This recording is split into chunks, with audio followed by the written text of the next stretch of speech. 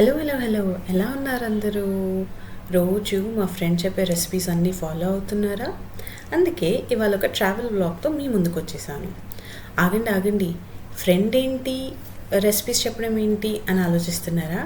అవునండి, మేము ఒక 5 గర్ల్ ఫ్రెండ్స్ 3 డిఫరెంట్ లొకేషన్స్ నుంచి ఈ యూట్యూబ్ ఛానల్ని మెయింటైన్ చేస్తూ ఉన్నాము.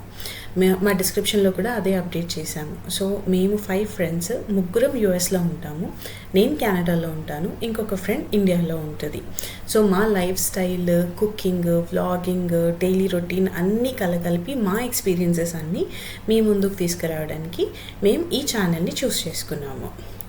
సో ఇవాళ ట్రావెల్ వ్లాగ్ వచ్చేసి నేను రీసెంట్గా కెనడా నుంచి ఇండియాకి ఫ్లై అయ్యానండి. I'm a new ma'am.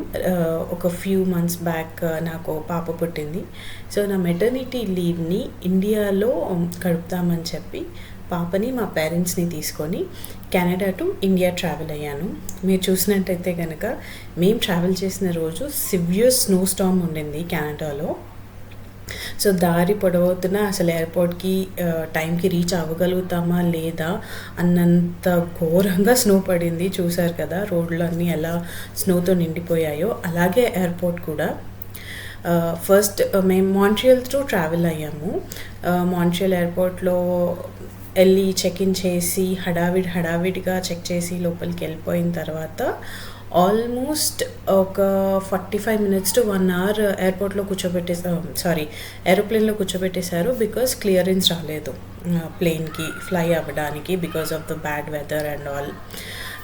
కూర్చున్నాము, టైం పట్టింది, and then we flew off. మాకు లండన్ మీద నుంచి ఉండింది ఫ్లైట్. ఇక్కడ మీరు చూస్తున్నట్టయితే ఇదంతా లండన్ ఎయిర్పోర్ట్ చాలా పెద్దది అండి. అండ్ మా పేరెంట్స్తో కూడా ట్రావెల్ అయ్యాను. మా పేరెంట్స్ కూడా వచ్చారు నాతో పాటు. మమ్మీకి కొంచెం నీ పెయిన్ ఉంటుంది. సో ఇదంతా వాళ్ళు ట్రావెల్ చేయలేరు కాబట్టి వీల్ చైర్ అసిస్టెన్స్ తీసుకున్నాను. అండ్ నాకు కూడా బేబీ ఉంది కాబట్టి and wheel chair assistance book చేసుకున్నాం కాబట్టి ఒక టెర్మినల్ నుంచి ఇంకో టెర్మినల్కి వెళ్ళడానికి వీల్ చైర్ బుక్ చేసుకున్న వాళ్ళకి ఇలా ట్రామ్స్లో తీసుకెళ్తారనమాట. చిన్న మొబైల్ ట్రక్ చూస్తున్నారు కదా, దాంట్లో ఎక్కించుకొని ఒక స్పాట్ నుంచి ఒక గేట్ నుంచి ఇంకో గేట్కి తీసుకెళ్తారు.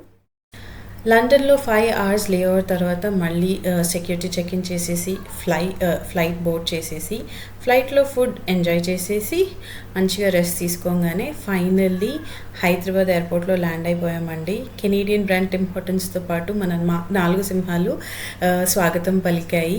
Very happy to be coming to India. Next వచ్చే వీడియోస్ అన్నీ కూడా ఇండియాలో నేను ఎలా టైం స్పెండ్ చేశాను, ఇక్కడ shopping, blogging, daily routine experiences అన్నీ కూడా షేర్ చేయబోతాను next. So stay tuned and please subscribe.